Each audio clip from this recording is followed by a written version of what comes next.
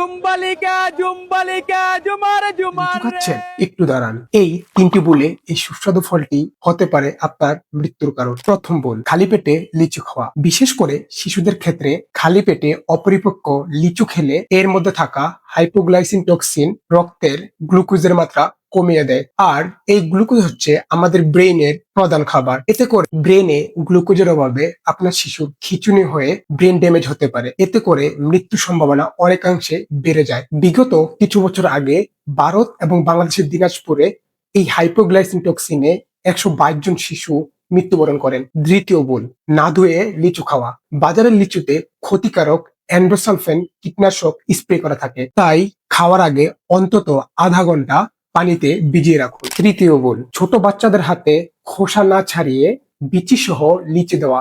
এতে করে লিচুর বিচি গলায় আটকে শ্বাসরোধ হয়ে শিশুর মৃত্যু হতে পারে। তাই আপনার শিশুকে খোসা ছাড়িয়ে লিচু খেতে দিন। আর লিচুর বিচি গলায় আটকালে কিভাবে আপনার শিশুকে বাঁচাবেন এটি জানতে আমার প্রিভিয়াস হেমলিক মেনু ওভার কৌশলের ভিডিওটি দেখতে পারেন।